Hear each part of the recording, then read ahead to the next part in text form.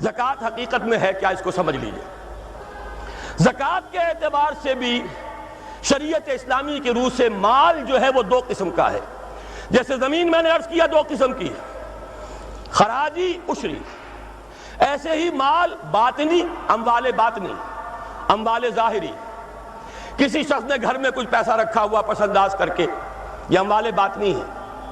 کسی نے زیور رکھا ہوا ہے، چلیے سونے کی ڈلی رکھ لی ہے کسی نے، کسی برے وقت کے لیے، پتہ نہیں نوٹ جو ہیں وہ تو دھیلے کے رہ جائیں، جیسے کویتی دینار ہو گیا تھا، کہیں ایسی آفت نہ آ جائے کوئی تھوڑا سا سونا لے کر رکھ لو۔ یہ جو گھر میں چھپا ہوا مال ہے یہ اموال باطنی ہے، ان کی زکوٰۃ اسلامی ریاست نظام خلافت زبردستی نہیں لیتی، ورنہ تو گھر گھر جا کے جامع تلاشی کرنی پڑے گی، ٹرنک کھولنے ہوں گے، تکیے ادھیڑ کر دیکھنے ہوں گے کہیں کچھ رکھا ہوا تو نہیں ہے۔ اسلام کا نظام فطرت ہے۔ اموال باطنہ میں آپ کو آزادی ہے، زکوٰۃ دیں جسے چاہیں دے دیں، آپ کا اور اپنے رب کا معاملہ ہے، وہاں حساب جا کے دے دیجئے گا۔ اموال ظاہری کی زکوٰۃ جبراً لی جائے گی۔ وہ کیا ہے؟ یہ مال ہے جو دکانوں میں ہے، اموال تجارت۔ یہ فیکٹریاں ہیں جن میں فنشڈ پروڈکٹ بھی ہے، خام مال بھی ہے۔ یہ بھیڑ بکریوں کے گلے ہیں، ہزار ہزار بھیڑیں اور ہزار ہزار بکریاں، اونٹوں کی قطاریں، یہ ہے جو ظاہر مال ہے، سامنے ہے، کہاں چھپا کر لے جائیں گے؟ گودام بھی ہے تو وہ گھر تو نہیں ہے، گودام کی تلاشی ہو سکتی ہے، دکان کا حساب لگایا جا سکتا ہے۔ فیکٹری کے اندر اس کی زمین، اس کی مشین، اس کے ٹولز ایگزمپٹ، اس پر زکوٰۃ نہیں ہے۔ لیکن جو بھی مال ہے اس میں وہ دو شکلوں میں ہوگا، یا خام مال ہے، کپڑا بنانے کا کارخانہ ہے تو دھاگا پڑا ہے اتنے کروڑ کا، تیار کپڑا ہے اتنے کروڑ کا، اس کا 2.5% دے دیجئے۔ مال ہے 5 لاکھ کا دکان کے اندر، 2.5% دے دیجئے، اموال ظاہر ہے۔ اور اس میں اس سے کوئی غرض نہیں کہ سال بھر میں آپ نے کچھ کمایا کہ گوایا۔ جب تک آپ نصاب کی حد سے اوپر ہیں، چاہے آپ کا اس سال میں آدھا مال گیا، 10 لاکھ کی مالیت تھی، اب آپ 5 لاکھ کے ہیں، لیکن 5 لاکھ پر بھی آپ کو 2.5% دینا ہے، چاہے کمایا ہو چاہے گوایا ہو۔ اور یہ ٹوٹل پر ہے، کسی اکاؤنٹنٹ کی ضرورت نہیں، جو تاریخ معین ہے جا کر دیکھیے کیا مال پڑا ہوا ہے، 2.5% حساب کر کے دے دیجیے۔ اتنی رقم آئے گی۔ ابھی جو کہہ رہے تھے جنرل صاحب کہ یہ نعرہ بھٹو نے لگایا، یہ بالکل وہی بات ہے جو علامہ اقبال نے فرمائی ہے۔ مغربی تہذیب میں بھی ایک حصہ حق کا ہے، اگرچہ باطل نے اس کے اوپر پورا غلبہ حاصل کر لیا، لیکن حق کا حصہ اس میں بھی تھا۔ وہ کیا تھا؟ اوہام پر اپنی بات نہ قائم کرو، لا تقف ما لیس لک بہ علم ان السمع والبصر والفؤاد کل اولئک کان عنہ مسئولا۔ علم پر بات کرو، وہم پر نہیں، محض تصورات پر نہیں، محض توہمات پر نہیں، علم پر۔ موقف تمہارا علم پر قائم ہونا چاہیے۔ یہ بات تھی، انہوں نے لی، توہمات کو ختم کیا، کھول آنکھ، زمین دیکھ، فلک دیکھ، فضا دیکھ، مشرق سے ابھرتے ہوئے سورج کو ذرا دیکھ۔ لہذا سائنس بڑھی، ٹیکنالوجی بڑھی، آئی ان کے ہاتھ، ترقی آئی۔ اسی طرح یہ سمجھ لیجئے روٹی، کپڑا اور مکان کوئی کافرانہ نعرہ نہیں تھا، یہ افراد کا بنیادی حق ہے، اور تاریخ انسانی میں پہلی مرتبہ عمر فاروق نے اس حق کا بیان کیا۔ اگر دجلہ اور فرات کے کنارے ایک کتا بھی بھوکا مر گیا تو عمر قیامت کے دن ذمہ دار ہوگا۔ کون مارکس ہے، کیا پدی اور کیا پتی کا شوربہ، کون کوئی جدید تصورات دینے والے ہوں گے؟ یہ کل کی پیداوار ہے اور آج ختم ہو چکے، آج ان کے چہروں پر کالک بری جا رہی ہے، آج ان کے مجسمے گرائے جا رہے ہیں۔ عمر فاروق کا فرمان، یہ محمد کے غلام اور ایک ادنا تربیت یافتہ سپاہی کا فرمان ہے، یہ تا قیام قیامت قائم رہے گا۔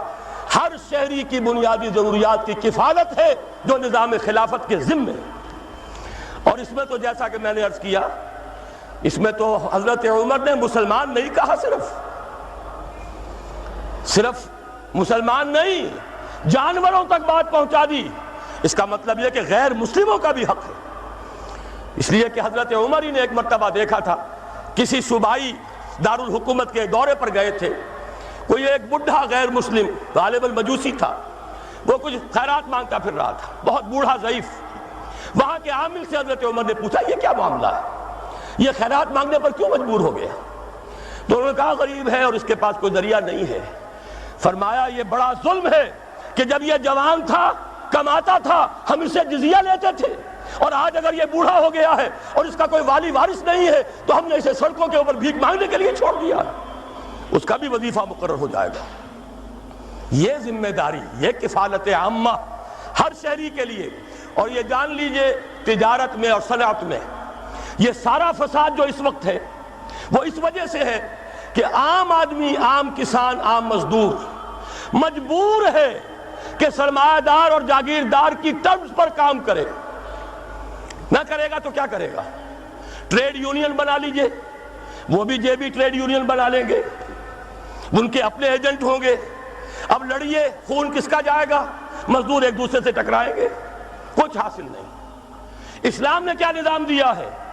آپ غریب کو ضمانت دے دیجئے، اگر تمہیں صحیح ویج نہیں مل رہی، تمہیں صحیح مبادلہ نہیں مل رہا اپنی محنت کا، مت کام کرو، تمہیں بھوکا نہیں مرنے دیا جائے گا، تمہاری بنیادی ضروریات کی کفالت ریاست کرے گی۔ اب ہوئی برابر کی چوٹ۔